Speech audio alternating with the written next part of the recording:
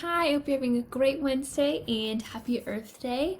We had a great Zoom meeting this morning, but we are back to continue the friendship war. We are on chapter 3 called Smooshed. The next 2 days are super busy. All the regular beginning of school stuff, plus dealing with 3 new teachers, plus being swamped with homework, plus getting used to changing classes, which we didn't do last year. Ellie's in my homeroom in all of my classes except for science and math, and we sit together at lunch, so we're seeing a lot of each other. But I don't tell her about my trip to visit Grandpa, or about the stuff that I found, especially the buttons. And I tell myself I don't care that for the past 2 years we've only had sleepovers at her house, never at mine. Never. And I keep telling myself I don't care what Ellie thinks about anything. But I know that's not true. I know I'm ignoring scientific evidence. How do I know this? Because it's Thursday afternoon, and when I get off the school bus, what do I see in our driveway? A wooden pallet, squat and square, loaded with 27 cardboard boxes full of buttons. Am I happy? Am I excited? No, I feel like a total dork. Right now, I would gladly trade all of these buttons for one pair of cute purple and orange sneakers from Paris. There's a note from Mom inside the kitchen door. She's at Staples, and Ben won't get home till after his band practice. So I find a pair of scissors and I go back inside and snip the plastic wrapping off of the pallet. I haul every box upstairs to my room, and then I drag the empty pallet to the inside of the garage and lean it up against the recycling barrels. I feel hot and tired and grimy. But at the mill with Grandpa, owning all of these buttons had seemed like such a wonderful idea, and now, not so much. I have an old, wide brass bed with a dust ruffle, and 24 of the boxes fit underneath of it. I stack at least 3 at the back of my closet, and now all the boxes are tucked away, but not really hidden. So of course, at bedtime, Mom notices. They're full of what? Buttons, like little gray buttons. Grandpa and I found them in his old building, and he said I could have them. Well, that was very nice of him. If Mom's upset, she doesn't show it. And I have a theory about why. When I was 8, I tried to collect all the acorns from 3 big oak trees in our backyard. I filled bucket after bucket and lugged each load up to my room to dump into a big blue plastic bin. When the storage bin was full, there were still tons of acorns left outside. Mom helped me estimate the number of acorns in my bin, more than 11,000. Then we searched online and discovered that in some years, one large oak tree can drop up to 10,000 acorns, which meant that there could have been almost 20,000 acorns still laying outside on the ground. We also read how deer and crows and wild turkeys and chipmunks and blue jays and squirrels love to eat acorns. Learning all these facts stopped my gathering, but my big bin of acorns sat in the corner for almost a year until the whole upstairs of our house began to smell like moldy leaves. Then the acorns went away. So these buttons, Mom probably thinks they won't stick around forever. The first full week of 6th grade zipped by, and I've had no trouble ignoring the buttons, except I stubbed my big toe in a box as I climbed into bed, twice. Then halfway through Monday morning of week 2, Mrs. Cassie says, "We start our first social studies unit today, the Industrial Revolution in America." And on the whiteboard at the front of the room, she flashes a black and white illustration with a caption below it. Boot Cotton Mills, Lowell, Massachusetts, 1852. Some of the buildings are long and low, and automatically my hand flies up. Yes, Grace? I went inside an old mill building in Massachusetts this summer. I took pictures, and I got to keep some things I found. Great! Could you share some of that with the class tomorrow? Actually, I would hate that. This is what I want to say, but of course I can't. So I say, sure. Good, thank you. Mrs. Casey turns back to the whiteboard. Now this picture shows a very large mill located in the Merrimack River. In your reading at home tonight, I'd like you to find... I stop listening. My face feels warm. And I want to rewind to the last minute and delete it. Because my things from the mill...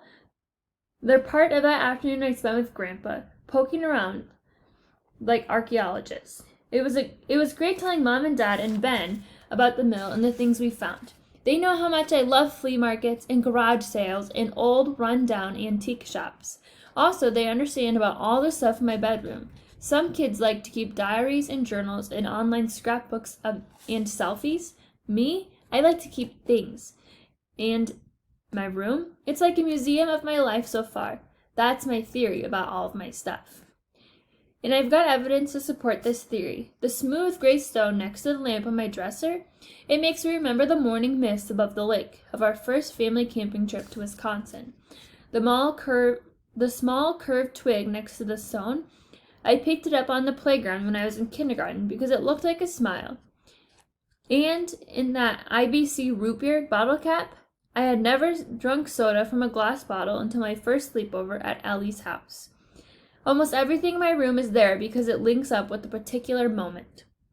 And those memories are mine, and they're private. But there's no way to stop this. Tomorrow, my happy memories of the mill are going to get squished and smooshed around until they turn into a social studies lesson.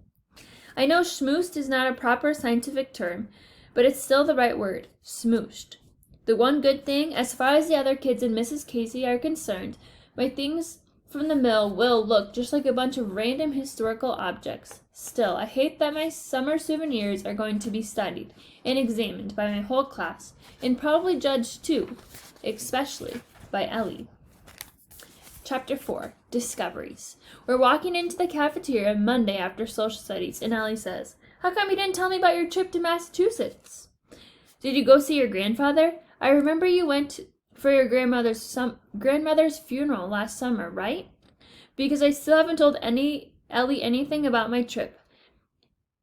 I had started to back in the first day of school, but she doesn't remember that." Before I can answer, Taylor comes up to us, and then lunch happens, and Ellie doesn't mention my trip again the whole rest of the day. Which makes me wonder, does she actually want to know? Or actually care? Maybe the question Ellie meant to ask me is, who else did you tell about your trip? Because Ellie hates being left out. Newsflash, everyone hates that. It's almost bedtime and I send 6 images from my phone to Miss Casey's school email address. Choosing the pictures to share on the whiteboard tomorrow are easy. The mill building and the river behind it, the huge gears and drive shafts of the basement, views of the mill's office with all of the cubbyholes and built-in desks, and then some pictures of the large open spaces where the women and men worked at their machines or tables. But there aren't any pictures of Grandpa or me at the mill. Those are private. I load things I found back into the same canvas shopping bag Grandpa gave me, except for the buttons. I had scooped them into my bag when we were at the mill, and now those are in a blue glass jar on my dresser to remind me of how I found them, with Grandpa, because those buttons are different from the ones that arrived on the pallet. They are not for sharing. I'm not sure I should take any buttons at all. I'd have to drag out a box and then put it away again. It'd be a lot of messing around just to show the class some buttons. Down in the kitchen, I'm halfway through a cup of yogurt when I decide that buttons are part of the story. Part of the mill's last chapter as a clothing factory. And really, all I have to do is open up the box on the stack in my closet. So I take a plastic sandwich bag upstairs, open my closet, shove some clothes aside, tear the tape off the box, pull back the flaps, and drop a handful of small gray buttons into the bag.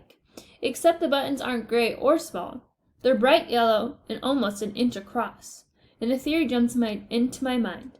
At the mill, the buttons must have been organized by color, and the 3 boxes I opened were all from the gray section. It takes me 30 minutes to move, open, and label each box of buttons, and my theory is correct.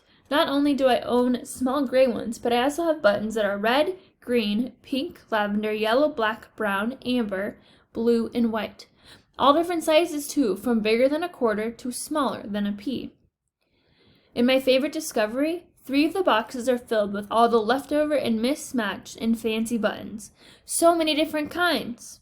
There are buttons made of glass, shell, brass, wood, plastic, pewter, leather, and other materials that I don't recognize. I've got buttons that look like diamonds and pearls and roses and daisies.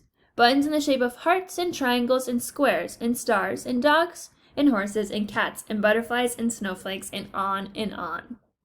I want to dump all 3 of the mixed boxes into my floor and then sort the buttons by shape and size and color and design and material, and especially to count them. I could even put all that information into a graph or table, really look at the data. But this is not the right time to become a button expert. My job now is to get ready for social studies tomorrow. All right, I hope you have a great Wednesday. I'll be back tomorrow to continue the Friendship War.